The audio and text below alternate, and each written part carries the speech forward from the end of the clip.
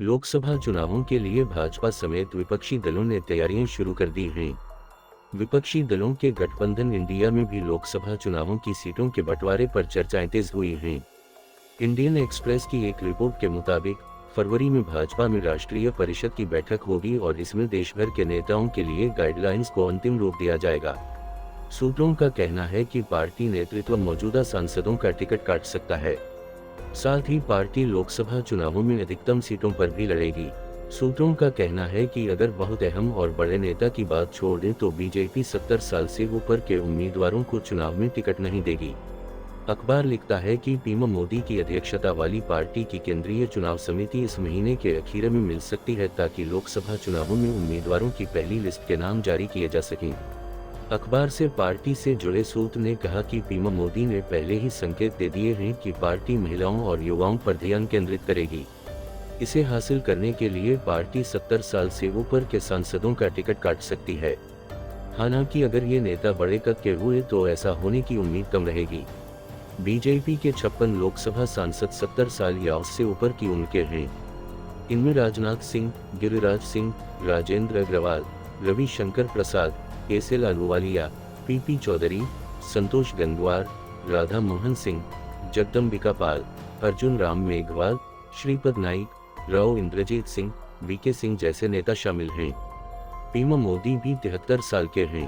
अखबार से सूत्र बताते हैं कि 70 साल से कम उम्र के नेताओं पर फोकस करने का मतलब ये नहीं होगा कि सारे वरिष्ठ नेताओं का टिकट काटा जाएगा। वो कहते हैं उम्मीदवार को चुने जाने का पैमाना सिर्फ उम्र नहीं होगी।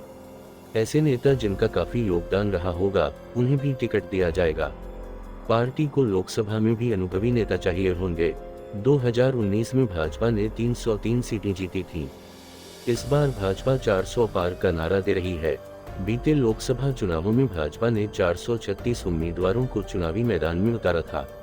पार्टी से जुड़े नेता कहते हैं 10 साल सत्ता में रहने के बाद इस बात का मतलब नहीं बनता कि किसी सीट पर चुनाव न लड़ा जाए। बीजेपी उन कैंडम सीटों पर भी ध्यान देगी जहां वो कभी चुनाव नहीं जीती है। इंडियन एक्सप्रेस की रिपोर्ट में लिखा है कि भाजपा लोकसभा चुनावों के लिए सीटों पर अपने उम्मीदवारों की घोषणा जल्दी कर सकती है। विधानसभा चुनावों में भी पार्टी ने ऐसा ही किया था। एक नेता के मुताबिक उम्मीदवारों के नाम का ऐलान जल्दी करने से न सिर्फ पार्टी को फायदा होता है बल्कि इससे नेतृत्व मुश्किल सीटों पर ज्यादा ध्यान दे पाता है। इन बातों को ध्यान में रखते हुए भाजपा के राष्ट्रीय परिषद के नेता जल्द दिल्ली में मिलेंगे। इनमें 7000 लोगों के शामिल होने की उम्मीद है, जिसमें जिला परिषद स्तर के नेता भी शामिल रहेंगे।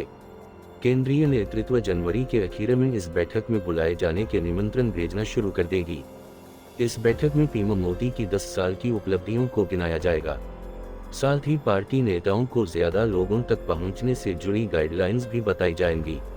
2019 लोकसभा चुनाव से पहले बीजेपी ने स्थानीय चुनावों से लेकर संसदीय चुनावों में चुने गए सभी सदस्यों को ऐसी ही बैठक में बुलाया गया था। द हिंदू की रिपोर्ट में भी बीजेपी की चुनावी तैयारियों को जगह दी गई है। फरवरी में होने वाली बैठक में उम्मीदवारों के नाम का ऐलान, 2019 से ज्यादा सीटों पर चुनाव लड़ने की योजना के बारे में बात होगी। इस बैठक में राज्य परिषद, भाजपा के संसदीय दल से 10% नेता, नेशनल एग्जीक्यूटिव के अलावा वो नेता भी शामिल होंगे जिन्हें भाजपा प्रमुख बुलाना चाहेंगे। द हिंदू लिखता है कि 2019 में जब ये बैठक हुई थी तब भाजपा 3 राज्यों में विधानसभा चुनाव हारी थी। इस बार ऐसा नहीं है। इन चुनावों में भाजपा नई रणनीति के साथ उतरेगी।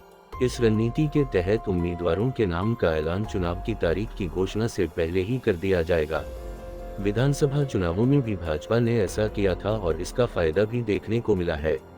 ऐसी सीटें 160 हो सकती हैं, जिसे भाजपा ने 2022 में कमजोर सीटें माना था। इन सीटों पर भाजपा कभी चुनाव नहीं जीती या दूसरे नंबर पर भी नहीं आए। पार्टी की कोशिश होगी कि इन सीटों पर अपनी पकड़ मजबूत की जाए। उदाहरण के लिए बिहार में नवादा, वैशाली, वाल्मीकि नगर, किशनगंज, कटिहार, सुपौल, मुंगेर, गया, पूर्णिया सीटों पर भाजपा की ज्यादा नजर रहेगी। वहीं तमिलनाडु में रामनाथपुरम, शिवगंगा, वेल्लोर, कन्याकुमारी और चेन्नई जैसी सीटों पर बीजेपी ज्यादा केंद्रित रहेगी। इन सीटों पर भाजपा अपने उम्मीदवारों का ऐलान पहले कर सकती है। द हिंदू की रिपोर्ट में कहा गया है कि बिहार और महाराष्ट्र में अपने सहयोगियों को खोने के बाद जिन सीटों पर भाजपा कमजोर है, वो 100 काव्यलाइज से बढ़कर 2022 में 160 हो गईं। बिहार में भाजपा का साथ जेडीयू ने छोड़ा है। वहीं महाराष्ट्र में उद्धव ठाकरे गुट की शिवसेना की राहें भाजपा से जुदा हुई थीं। इन सहयोगियों के अलग होने के कारण ये पहली बार होगा कि बीजेपी ज्यादातर सीटों पर चुनाव लड़ रही होगी। 2019 में बीजेपी 500 टिटलाइजर में से 436 सीटों पर लड़ी थी और 133 सीटों पर हारी थी। ऐसे में जब भाजपा इतने बड़े स्तर पर सीटों पर चुनाव लड़ने की योजना बना रही है, तब पार्टी से जुड़े सूत्रों का कहना है कि 2 बार राज्यसभा के सांसद रह चुके नेताओं, केंद्रीय मंत्रिमंडल के नेताओं को भी चुनावों में उतारा जा सकता है। द टाइम्स ऑफ इंडिया की रिपोर्ट के मुताबिक बीजेपी ने राष्ट्रीय महासचिव विनोद टावर की अध्यक्षता में एक कमेटी बनाई है। इस कमेटी का काम होगा कि लोकसभा चुनावों से पहले किसको पार्टी में शामिल किया जा सकता है और कौन इच्छुक है, उन लोगों पर विचार करे। अखबार लिखता है कि बीजेपी 400 से ज्यादा सीटें चुनावों में जीतना चाह रही है, इसलिए बीजेपी उन सीटों पर ज्यादा ध्यान दे रही है जहां वो 2019 में हार गई थी। एक सूत्र ने बताया कि इस कमेटी का काम होगा कि दूसरी पार्टियों के जो सांसद बीजेपी में आना चाहते हैं, उनकी मेरिट पर विचार किया जाए। साथ ही ऐसे नेताओं को भी देखा जाए जिनको पार्टी में लाने से फायदा होगा। अखबार सूत्रों के हवाले से बताता है कि राज्यसभा सांसद और बीजेपी के राष्ट्रीय महासचिव राधामोहन दास अग्रवाल को घोषणा पत्र बनाने का काम दिया गया है।